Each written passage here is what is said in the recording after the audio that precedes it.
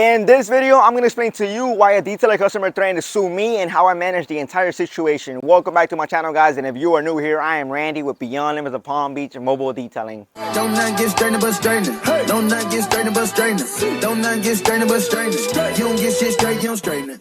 So I want to start this story off by noting a couple of things. This entire situation happened in the very beginning of my career. I want to say 3 to 4 months in. At the time, I was still a beginner detailer, you could say. I was not licensed, I was not insured. Again, really because I was still getting my feet wet and still in that beginner phase. Of course, throughout every detail with the paying customer, this was always in the back of my head. And my absolute worst nightmare was for something like what happened in this specific situation to occur. A detailing job gone terribly wrong. One last thing I do want to mention is that from the beginning of my journey, I made my mind up that I would only travel to a certain limit for a detailing job. In other words, I created a service area radius for myself, and I assured myself I wouldn't go past it or cross that borderline. This is important to keep in mind for the ending part of the story.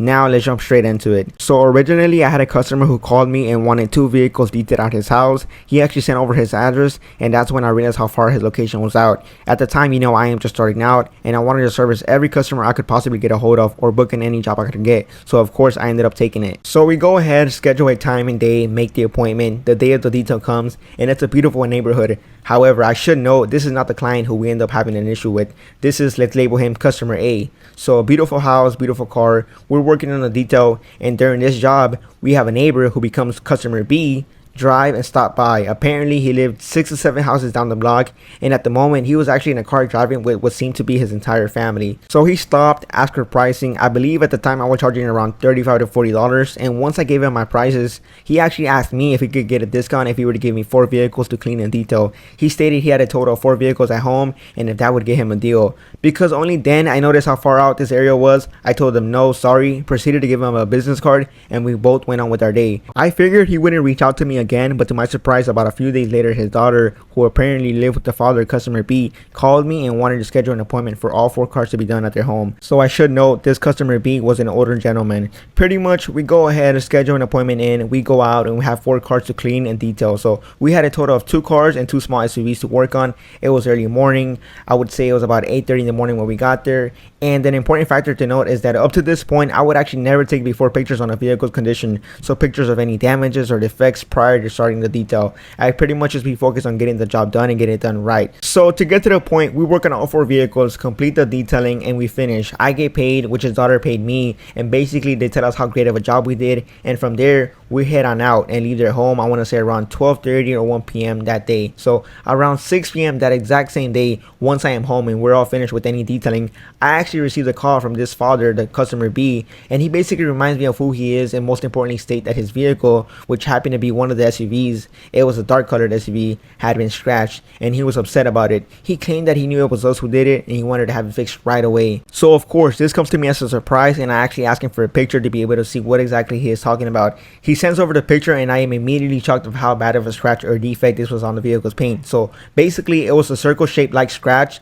and it had a bunch of these scratches on the inside of that circle.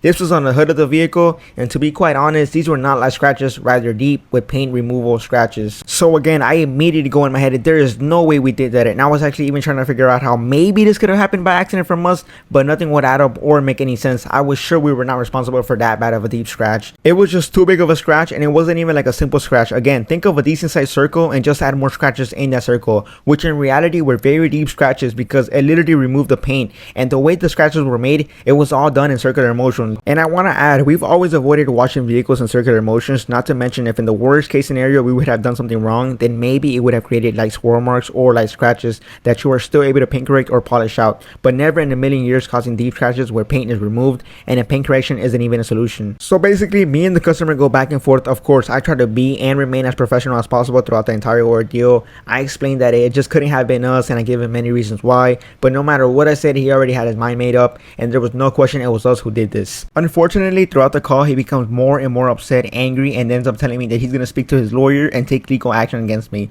After that, he hangs up and ends the call. So now I am just there standing still and confused because I know we didn't do this, I'm sure we didn't do this, and we are getting blamed for it. I had no way to prove it wasn't us, and he had no way to actually prove it was us as well. I didn't take any before pictures, and he claimed that he didn't have any security cameras at home. I was stuck in a weird position because of course I didn't want to get scammed paying for a mistake we did not cause, but I also didn't want to get sued. So what happened was I think it over for a few minutes and then I gave him a call right back. I started off by telling him I understood that he was upset. I said, look, what exactly would you like me to do to fix this entire situation? He responded that he wanted his car to look better than what it did at the moment. So after a quick thinking process, I told him I know of a guy, which I was actually fortunate to know about, not personally but professionally, who repaired paint chips and scratches on cars, and best of all, he was mobile. So I said, look, if I hire this guy to come out and fix those deep scratches, of course, on my account, I pay for it. Would that resolve this problem? And from that moment, guys and girls, his entire demeanor changed to a soft-spoken, happy person. Of course, he said yes. We ended the call. I made arrangements with the other guy, who again was a professional mobile scratch repair guy. I explained to him the situation and we basically made it happen. This scratch repair cost me a total of $250, and I ended up losing money rather than making money because I didn't even make that much to begin with washing all 4 vehicles that morning. But I looked at it all in a positive way,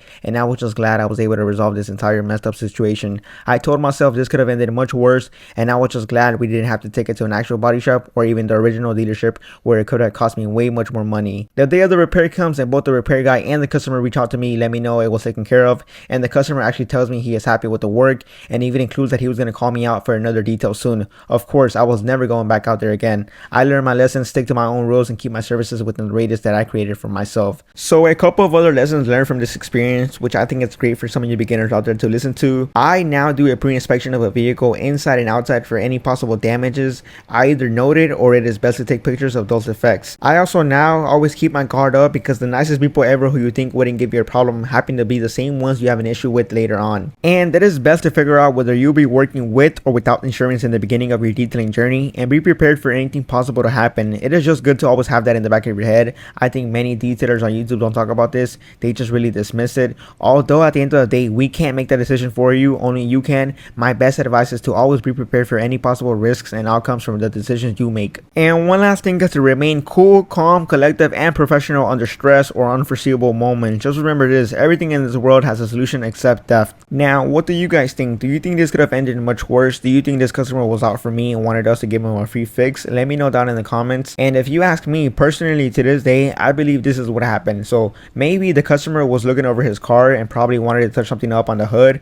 From what it seemed like, a dish sponge or scrub was used and created some horrible deep scratches on the paint. He immediately realized that he messed up and quickly figured that he would put the blame on us and get it fixed, of course, for free. Unfortunately, we would never know, and that is why having insurance is sometimes very important, because even when you do everything right, there can still be someone out for you by any means possible. It is just very unfortunate to say and admit that. Now, if anything similar or even crazier things have happened to you guys, let me know down in the comment section below. I'll be reading any and all of your wild stories. And that's gonna be it right for today's video, guys. Thank you so much for watching. I hope you enjoyed this episode, and if you did, make sure you guys smash that like button, leave a comment down below, and press that subscribe button. So whether it's a tutorial, a day in our life, a story, a giveaway, make sure you guys stay up to date with our videos by pressing that notification bell button. As always, guys and girls, see you on the next one.